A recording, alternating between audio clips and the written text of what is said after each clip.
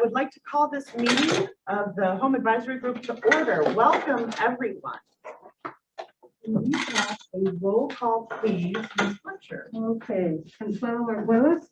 Present. Don Bastian. Here. And Chavez. Here. Lori Chassie. Here. Michael Crandall. Here. Paula Garcia. Here. William Bennett. Here. Lynn LaPlante. Here. Donald Petowski. Julie Lenahan. Here. Fred Weiser. Here. James A. Here. Great. Do we have any public comments? Not in this meeting. Thank you. Oh, wait, you know what? I'm sorry, you guys. I apologize. I opened the wrong one. So the only one that's different is Bruce Broder. Right. Okay, sorry. No worries. You let me know when you're ready.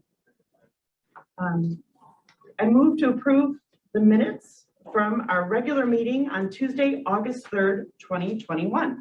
Second. Thank you. All in favor? Aye. Any nays?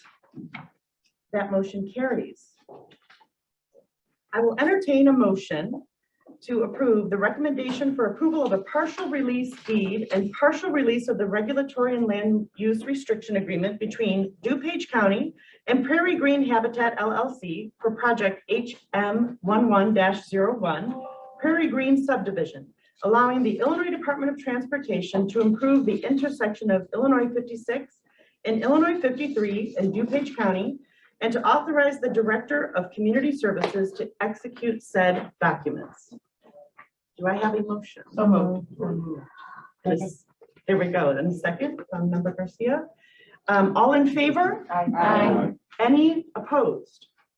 No. So that motion passes. And Do we want any explanation on that, or we're good with it as is? I guess that's the. I'll take an explanation. I don't know. I'm sorry. sure, absolutely, Dave, please.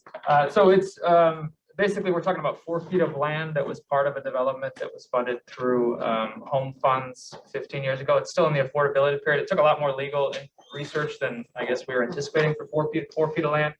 But the end result is that basically because the initial agreements covered the whole parcel, county has to relinquish their interest in this particular 4 feet of land so that they can make the interchange improvements at 53 and 56. So IDOT contacted Habitat, who's the homeowner, and they contacted us saying they can't move on with the project until we release this interest. So that's the quick explanation. Much ado about 4 feet.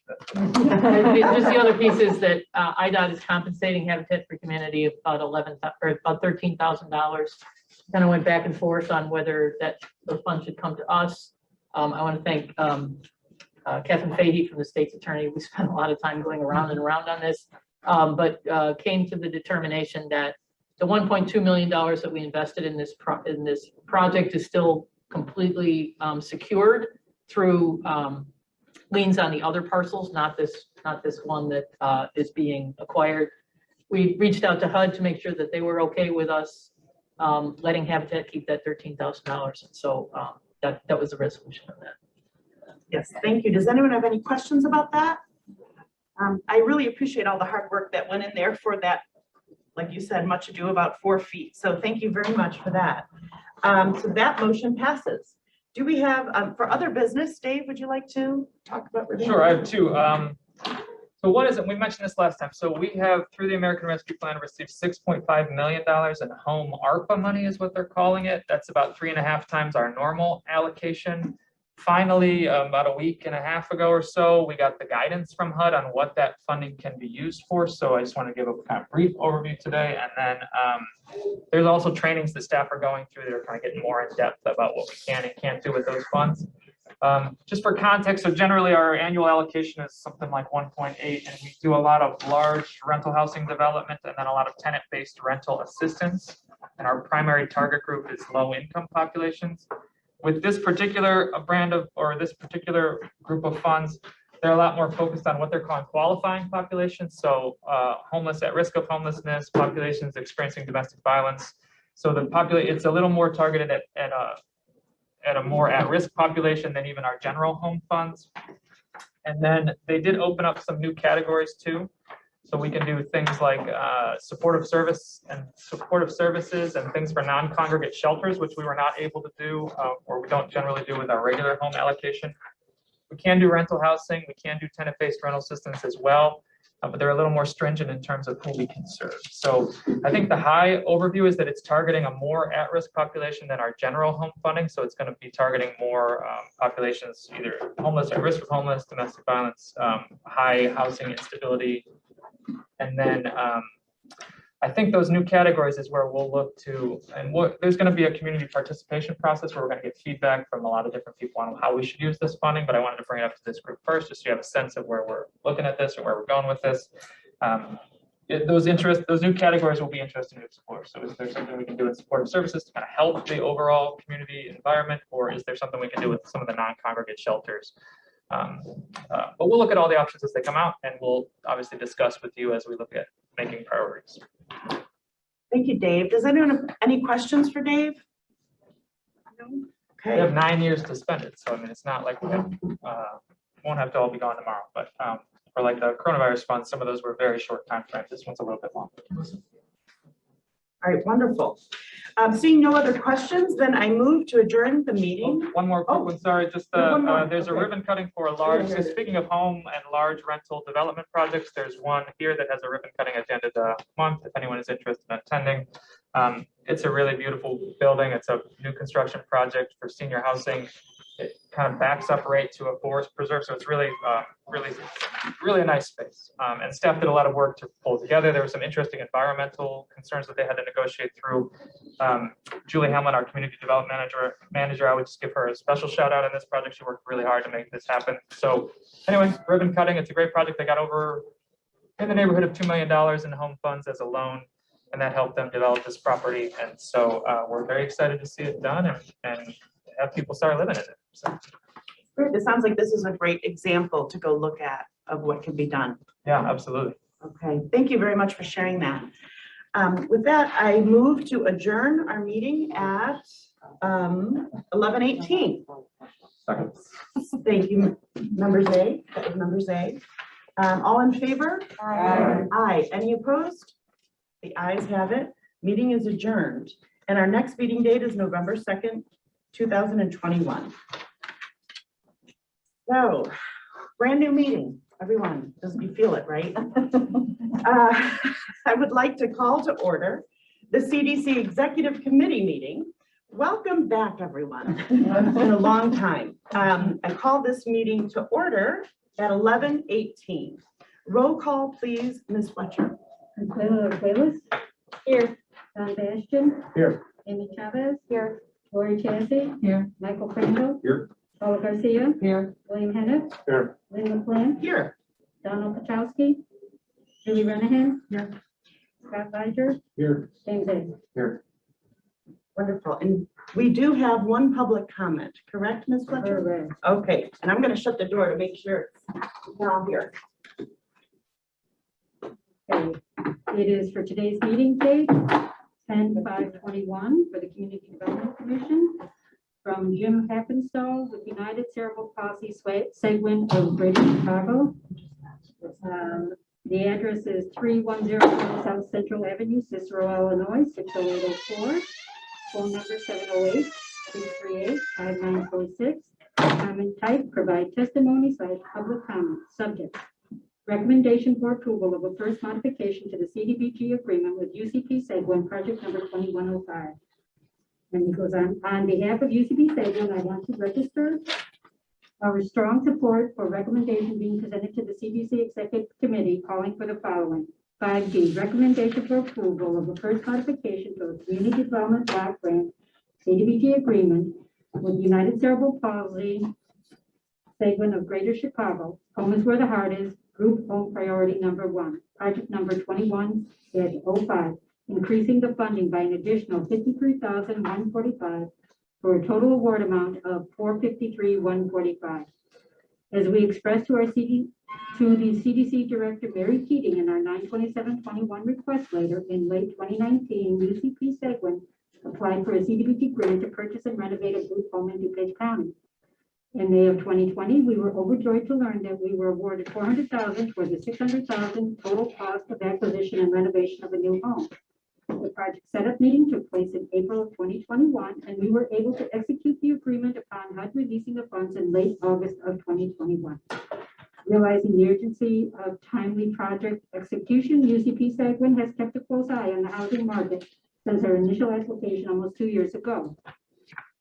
Unfortunately, the real estate as well as the construction/renovation market has drastically changed during the last 18 months. The tremendous increase in housing costs, lack of available appropriate properties combined with skyrocketing material costs made it challenging to locate a property within our original price range. In our original budget prepared in 2019, we estimated the home purchase cost at approximately $430,000, with another $170,000 estimated toward renovation and other costs. UCP Sagwin utilized all available resources to search for a suitable home. We viewed and visited over 20 homes in a span on a month and quickly realized that most homes were priced way above our price and were selling in a matter of days. In late August, we were fortunate to find an excellent property, a 5-bedroom, 2,300 square foot home located at 371 North Oak Lawn Avenue in Elmhurst. This beautiful home in a quiet, established and zoning approved area was also priced almost $140,000 higher than our 2019 budget, $569,000. We quickly worked with the CDC staff and the seller to approve and move the purchase forward at a negotiated cost of $557,500. We have completed nearly all requirements and we expect to close in the near future. Due to the drastic change in the housing market, UCP Sagwin faces increased expenses, not only for the acquisition, but also for the renovation portion of the project. Given these circumstances, we have respectively asked for an additional $53,145 in funding to help us bridge the gap between the 2019 estimate and the true cost in today's market. For the reasons articulated above, we express our full support for the recommendation to the CDC Executive Committee to provide an additional $53,144 allocation to our CDBG award for an updated grant of $453,145 for this existing project to support DuPage residents with intellectual and development disabilities. We thank you for your past significant support, and we hope you will decide favorably upon this recommendation. Thank you very much for reading that, Ms. Fletcher, and thank you for that lovely letter. Wonderful. We move to the approval of minutes. I move to approve the minutes from our regular meeting on Tuesday, August 3rd, 2021. So moved. Thank you, Member Garcia. Second. Thank you, Member Chavez. All in favor, say aye. Aye. Any nays? Okay, the ayes have it. That motion passes. I will entertain a motion to approve the recommendation for approval of a fourth modification to a community development block grant agreement with Kids Above All, formerly known as Child Serve, project number CD19-12, Lyle and Downers Grove Group Home Rehabilitation, reducing the scope of work and reducing the funding amount by $28,552.44 for a total award amount of $33,843.56. Thank you. We have a motion and a second. All in favor, say aye. Aye. Any opposed? Any questions? The question should come before the vote, just FYI. Oh, thank you, thank you, thank you. Thank you. No, the chairman doesn't ask questions till after the vote. Thank you, Member Zay. Always appreciate your feedback. Always welcome here. Give the quick spiel on this one. Yes, sure. So this project has come up on this agenda a couple times now. You can look by the number. So it's a CD19 project, which means it's from 2019. And you can look by the dollar amount to know that this is an old project and a small project that we just need to get done with. That's the basic context of it. They were stuck on the HVAC work that was included in the original scope. That was sort of the sticking point. They were going back and forth about change order, and it was sort of, that was going to derail the project. So the compromise we came up with was to basically, we have another program under me that addresses HVAC needs for buildings like this. So we just cut off the HVAC portion from the CDBG contract, and we're going to try to accomplish that with another program that we have. And then that'll allow the contractor to go through and do the rest of the things, which is like some stair rehab and some kitchen rehab and some pieces that aren't going to be complicated. So again, the goal is just to try to find a resolution to get this project done so we can move on. And that's where we ended up. So the reduction in award, and that has to do with taking the HVAC portion completely out of the project and just letting them move forward with the other pieces. Thank you, Dave. Does anyone have for Dave about that? No? Okay. We did do the vote already, but just for members A, I'm going to do it again. All in favor? Aye. Thank you. Any opposed? Nay, and that motion passed. Thank you. Moving on to I move to approve recommendation for approval of a third modification, second time extension to a community development block grant agreement with the Little City Foundation, renovation of 2 Hanover Park CILAs, project number CD 20-03, extending the project completion date through December 31st, 2021. Second. Thank you. Do we have any questions? So not much to say on this one. It's an extension. Okay, so I've talked about timeliness a whole bunch of times here. Our timeliness date is January 31. That's when we're going to get measured for this. So I guess the point is, if an extension were to go beyond that date, I would look at it a little more carefully. The work is going on. They need a couple more months to complete the work, and it should still be done in time for us to draw the money and spend the money before the timeliness deadline, which is the big date that we're concerned about. So nothing specific to note about this in terms of concern with the project. I think they should be fine to finish it up. Okay, thank you very much, Dave. All in favor? Aye. Any opposed? That motion passes. Our next action item, I will entertain a motion to approve the recommendation for approval of a first modification to a community development block grant CDBG agreement with the DuPage Care Center steam generator replacement, project number CD 20-07, increasing the funding by an additional $148,086.55 for a total award amount of $548,086.55. So moved. Second. Thank you. We have a motion and a second. I really like the enthusiasm. Dave, would you like to speak to this? I was gonna, note 2 things. So number 1, this item already appeared on HHS this morning. We occasionally do that just to speed things up. Normally our process is it goes through this committee and then it goes through HHS 2 weeks later, but there's occasionally reasons where just to make things move faster, we take it on the same day. Anything they approve is always contingent upon your approval here. So if you were to vote it down, we would pull it and it would never go to county board. The other thing I was going to just note is like a process for additional funds. So we get asked sometimes, why don't you just give more money to the existing projects you have if we have a project that falls through or something? So they have to show either that there's been an increased need or the overall project cost has gone up, or there was some kind of, like in this case, they cited a revenue loss that changed from the time of their application to where they are now. So they have to have some kind of justification for why they need more money. This is the care center. Obviously, they've been dealing under a difficult situation for now going on, almost 2 years or a year and a half. That's significantly impacted their revenue from where they would have projected it at the time of application. And so in this situation, we're in support of awarding them additional funding. And so this will actually be 100% of the project costs will be covered through this CDBG funding. But I just wanted to note a little bit about kind of what our process is and when people ask for more money. So any project that's going on, they can always come and ask for us for more money, but that's going to be our process. It's to look at, okay, what changed from your original application? Did the project costs go up, or did you have a revenue loss or something to justify this additional expense? Thank you. Does anyone have any questions for Dave? Or any? Okay, thank you. All in favor? Aye. Any nays? That motion passes.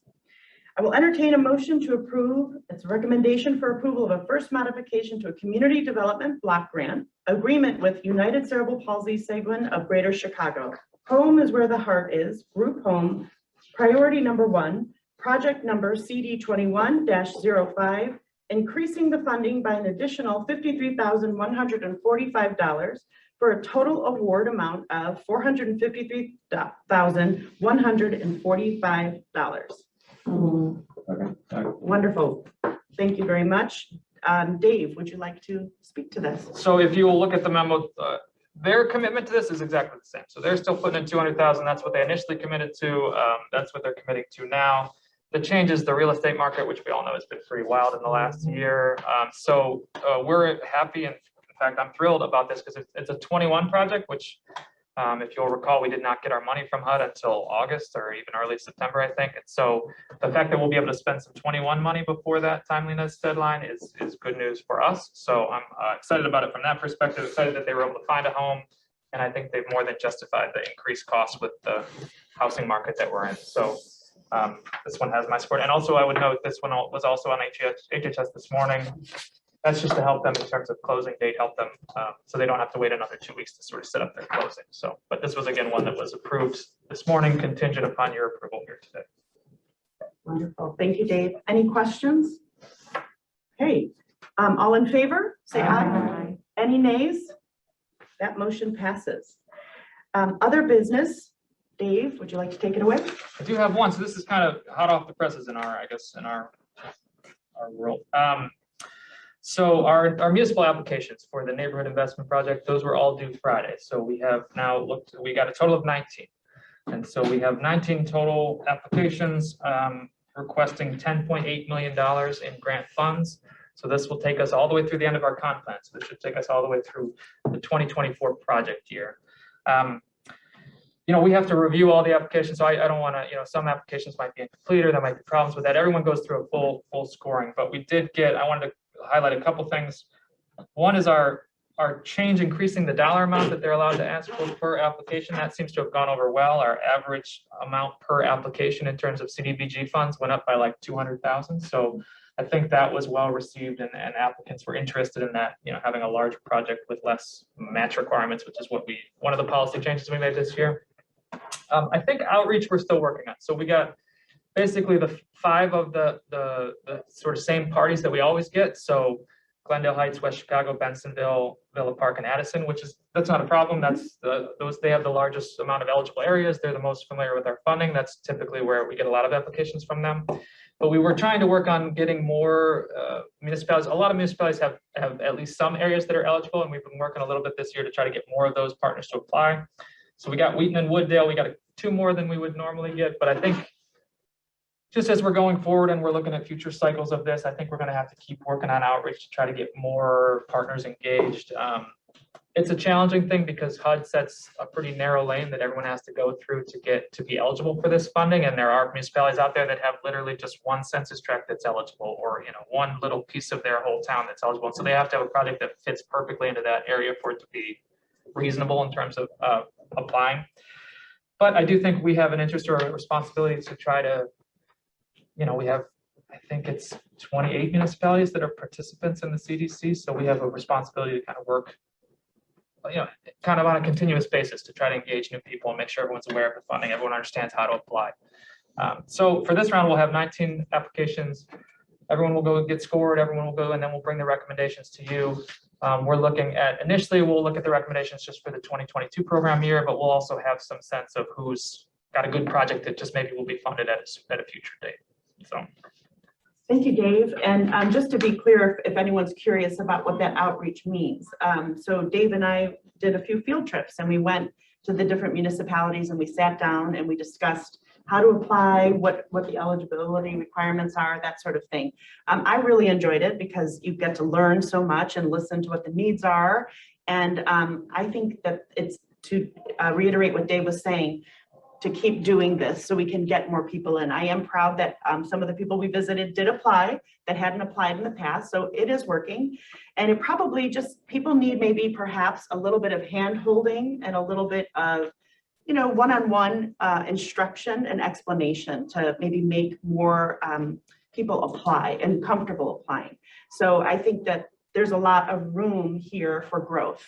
And I'm happy to keep doing that.